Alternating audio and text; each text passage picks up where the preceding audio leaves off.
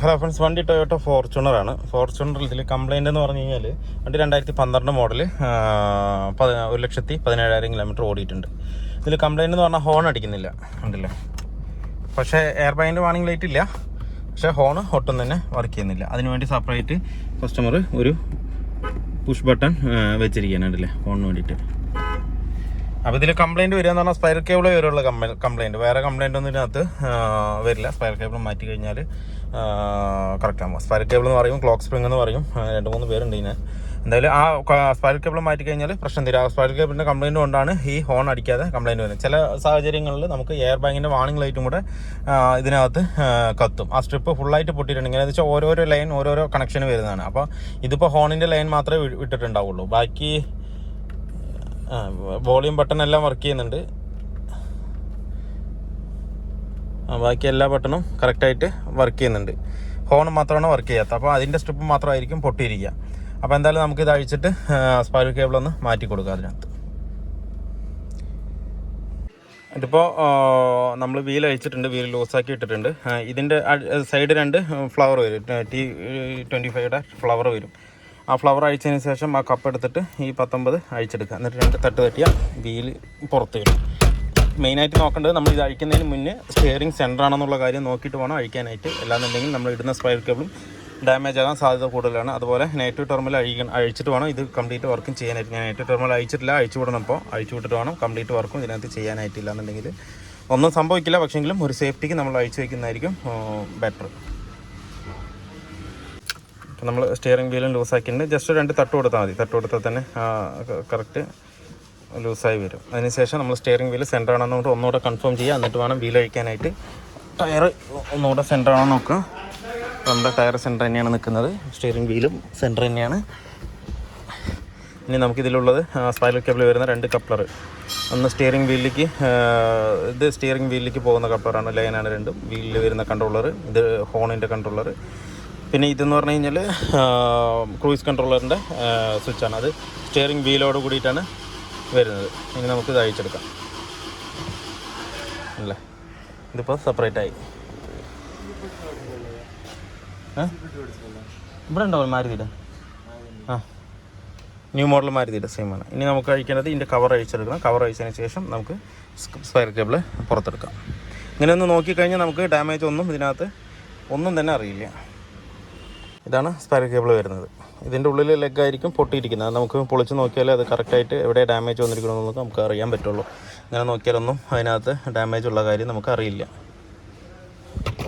പിന്നെ ഈ കപ്ലർ പറഞ്ഞു കഴിഞ്ഞാൽ നമുക്ക് സ്ലൈഡ് ചെയ്തിട്ട് എടുക്കുന്നതാണ്. ഇത് ഇവിടെ ഒരു പിന്നുണ്ട്. ആ പിന്നിന് ഇങ്ങനെ വലിച്ചു കഴിഞ്ഞാൽ ഒരു സ്പ്രിങ് ആക്ഷൻ മാതിരി ഉള്ളിലേക്ക് പോകുന്നുണ്ടല്ലേ.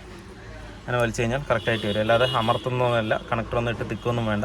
കറക്റ്റായിട്ട് ഇങ്ങനെ ഒന്ന് വലിച്ചു കഴിഞ്ഞ് കഴിഞ്ഞാൽ അത് കപ്ലറോടുകൂടി തിരിച്ചു വരും. പിന്നെ സ്റ്റിയറിംഗ് ആംഗിൾ സെൻസർ വരുന്ന ടൈപ്പ് ഉണ്ട്. അതിനാണെന്നുണ്ടെങ്കിൽ ഇതിനൊരു സെപ്പറേറ്റ് ഒരു ആംഗിൾ സെൻസർ ഇവിടെയായിട്ട് ഇന്നൊരു യൂണിറ്റും കൂടെ വരും. ഈ ഒരു ഇടത്തായിട്ട് ഒരു യൂണിറ്റും ഒരു സെൻസറും കൂടെ വരും. അത് സ്റ്റിയറിംഗ് ആംഗിൾ സെൻസർ ആണ്. അത് ഇതിന് ടോപ്പ് എൻഡ് മോഡലിന് വരുന്ന ഒരിതാണ്. അപ്പോൾ ഇതിന് അതില്ല, സാധാ സ്പൈർ കേബിൾ മാത്രമാണ് ഇതിനകത്ത് ഉള്ളത്. ഇനി നമുക്കിനി ഇതിനകത്ത് സെറ്റ് ചെയ്യാം. ഇതാണ് ഇപ്പോൾ പുതിയ സ്പൈറൽ കേബിൾ വരുന്നത്. ഞാനിപ്പോൾ പിടിപ്പിച്ചിരിക്കുകയാണ്. പിന്നെ ഞാനിപ്പോൾ പൊട്ടിച്ചിരിക്കുകയാണ്. എന്താ വെച്ചാൽ നിങ്ങൾക്കൊരു ഇപ്പോൾ നമ്മൾ അഴിച്ചിട്ട് റീസെറ്റ് ചെയ്യുകയാണെന്നുണ്ടെങ്കിൽ എങ്ങനെയാണെന്നുള്ള കാര്യം പറഞ്ഞുതരാൻ വേണ്ടിയിട്ടാണ് ഞാനിത് പൊട്ടിച്ചത്. ഇത് നമ്മൾ ജെന്യുവനായിട്ട് വരുമ്പോൾ ഇവിടെ ഒരു ലോക്ക് വരുന്നത്. ഈ ലോക്ക് ഇതിലേക്ക് വന്ന് നിൽക്കും. നമ്മളെല്ലാം സെറ്റ് ചെയ്തതിന് ശേഷം അത് പൊട്ടിച്ചെടുത്താൽ മതി, അത്രേ ഉള്ളൂ. അപ്പോൾ ഇത് നിങ്ങൾക്ക് കാണിക്കാൻ വേണ്ടി നമ്മളിപ്പോൾ വേറെ എന്തെങ്കിലും കാര്യത്തിനാണ് ഇത് അഴിച്ചു വെച്ചു. ഇത് നമ്മൾ അഴിച്ചു വയ്ക്കുമ്പോൾ ഇത് നമ്മൾ ടേപ്പ് ചെയ്തിട്ടാണ് അഴിക്കാറ്. അതെല്ലാം ഒന്നും ചെയ്തിട്ടില്ല എന്നുണ്ടെങ്കിൽ നമ്മൾ എന്ത് ചെയ്യണം, ഇത് ഫുള്ളായിട്ടൊരു 2.5 റൗണ്ട് ഫുള്ളായിട്ട് ഒരു വശത്തേക്ക് ഫുള്ളായിട്ടൊന്ന് ഇതാക്കുക. അതുണ്ടല്ലേ, എങ്ങനെയോ ഏതെങ്കിലും ഒരു സൈഡിലേക്ക് ഫുള്ളായിട്ടൊന്ന് അല്ലേ ഇങ്ങനെ വരുത്തിക്കുക. ഇതൊരു 5 റൗണ്ടാണ് ടേൺ ചെയ്യുക ഇതിനകത്ത്. അപ്പോൾ ഇവിടെ മുട്ടിയതിന് ശേഷം ഒരു റൗണ്ട് 1, 2, 2.5 ഈ റൗണ്ടിൽ വെച്ചിട്ട് വേണം ആക്കാനായിട്ട്. അങ്ങനെ ആക്കിയാൽ തന്നെ നമുക്ക് കറക്റ്റ് ആവുള്ളൂ. സ്റ്റിയറിംഗ് വീല് സെൻറ്റർ ആവണം. 2 റൗണ്ട് തിരിച്ചതിന് ശേഷം ഇങ്ങോട്ട് 2.5 അങ്ങോട്ട് 2.5 അങ്ങനെയാണ് 5 റൗണ്ട് വരുന്നത്. അപ്പോൾ 2 റൗണ്ട് റിട്ടേൺ തിരിച്ച് കഴിഞ്ഞാൽ നമ്മുടെ ഈ ലോക്ക് കറക്റ്റായിട്ട് ഇതിനകത്ത് പൊസിഷനിലായിട്ട് വന്ന് നിൽക്കും. എന്നിട്ട് വേണം നമുക്ക് ബാക്കിയുള്ള കാര്യങ്ങളെല്ലാം ഇതിനകത്ത് സെറ്റ് ചെയ്യാനായിട്ട്. ഇപ്പോൾ 2 റൗണ്ട് നമ്മൾ തിരിച്ച് വെച്ചിട്ടുണ്ട്. ഇനി ബാക്കിയുള്ള സാധനങ്ങൾക്ക് സെറ്റ് ചെയ്യും. ഇനി സ്റ്റിയറിംഗ് വീലും കാര്യങ്ങളെല്ലാം സെറ്റ് ചെയ്തിട്ട് നമുക്ക് ഓണൊന്ന് അടിച്ചു. നമ്മൾ എല്ലാം പിടിപ്പിച്ച് ഇത് ലോക്ക് ചെയ്തിട്ടില്ല, ഇവിടെ സൈഡ് ബോൾട്ട് ഇട്ടിട്ടില്ല. നമ്മൾ ഹോൺ പാഡ് ശരി വെറുതെ ഒന്ന് പിടിപ്പിച്ചിട്ടുള്ളൂ, എയർ ബാഗിൻ്റെ പാഡ് പിടിപ്പിച്ചിട്ടുള്ളൂ. ഇപ്പോൾ തന്നെ ഫോണ് കറക്റ്റായിട്ട് അടിക്കുന്നുണ്ട്, ഉണ്ടല്ലോ. ഇനിയിപ്പോൾ നമുക്ക് ഫുള്ളായിട്ട് ഫിനിഷ് ചെയ്യാം. നമ്മൾ സ്റ്റാർട്ട് ചെയ്ത് തിരിക്കുന്നതിന് മുന്നേ ഒന്നുകൂടെ കൺഫേം ചെയ്യുക, സ്റ്റിയറിംഗ് വീല് സെൻറ്ററാണോ, ഈ വീല് സ്റ്റിയറിംഗ് വീൽ സെൻറ്ററാണോ, ടയർ സെൻറ്ററാണോ നോക്കിയിട്ട് മാത്രം നമുക്ക് സ്റ്റിയറിംഗ് വീല് തിരിച്ചാൽ മതി. ഇല്ലാന്നുണ്ടെങ്കിൽ ഇട്ട സ്പൈറൽ കേബിളും കൂടെ പോകാൻ ചാൻസ് കൂടുതലാണ്. അത് ഭയങ്കര കെയർ ചെയ്ത് ചെയ്യേണ്ട കാര്യമാണെന്നുണ്ടെങ്കിൽ, ഇല്ലാന്നുണ്ടെങ്കിൽ അപ്പം തന്നെ അത് ഔട്ടാവും. അപ്പോൾ നമ്മുടെ വർക്ക് കംപ്ലീറ്റ് ആയിട്ടുണ്ട്. ഇനിയിപ്പോൾ നമുക്കൊന്ന് സ്റ്റാർട്ട് ചെയ്തിട്ട് ഒന്ന് നോക്കാം. എന്തേ ഇറക്കാനല്ലേ? ആ കഴിഞ്ഞു. ഇപ്പോൾ എയർ ബാഗിൻ്റെ വാണിംഗ് ലൈറ്റ് കാര്യങ്ങളൊന്നുമില്ല, എല്ലാം പക്കയാണ്. ഡോർ ഓപ്പൺ, ഹാൻഡ് ബ്രേക്കിൻ്റെ മാത്രമേ ഉള്ളൂ, ബാക്കിയെല്ലാം ഓക്കെ തന്നെയാണ്. നമുക്കൊന്ന് തിരിച്ച് നോക്കണം.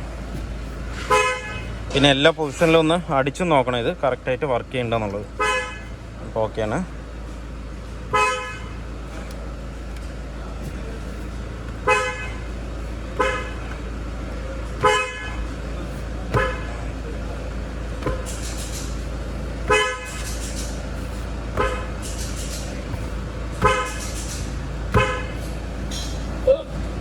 എല്ലാ ഭാഗം കറക്റ്റ് തന്നെയാണ്.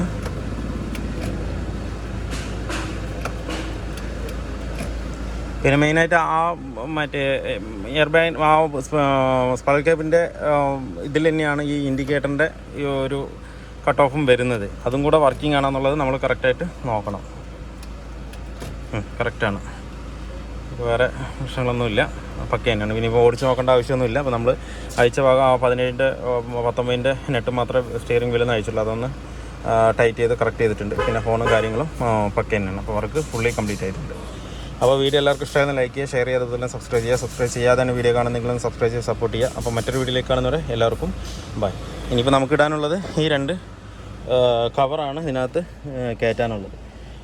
പിന്നെ എപ്പോഴും നമ്മൾ പൊതുവെ മറക്കുന്ന കാര്യമാണ് അടിയിലെ സ്ക്രൂ ഇടാനായിട്ട്. ചിലപ്പോൾ നമ്മൾ ആ 2 മേലത്തെ സ്ക്രൂ മാത്രം ഇട്ടിട്ട് മുകളിലെ സ്ക്രൂ ഇടാൻ ചിലപ്പോൾ മറന്നു പോകാറുണ്ട്. അത് ശ്രദ്ധിക്കുക. ഞാൻ ഇട്ടിട്ടുണ്ട്, ഞാൻ പറഞ്ഞെന്ന് മാത്രം. ഇനി ഇത് കറക്റ്റായിട്ട് ഇടാം.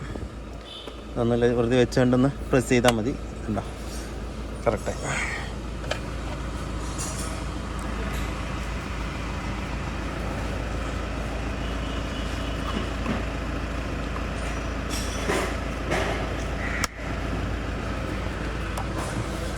അതുപോലെ തന്നെ അലൈൻമെൻറ്റിന് പോയാലും ഈ സ്റ്റിയറിംഗ് വീൽ അഴിക്കാൻ അവർക്ക് ഭയങ്കര പേടിയാണ്. എന്താ വെച്ചാൽ എയർ ബാഗ് ഉള്ളത്, എയർ ബാഗ് പൊട്ടുകയോ പിടിക്കുകയോ എന്ന് പറഞ്ഞിട്ടുള്ളൊരു പേടിയാണ് അവർ പറയുന്നത്.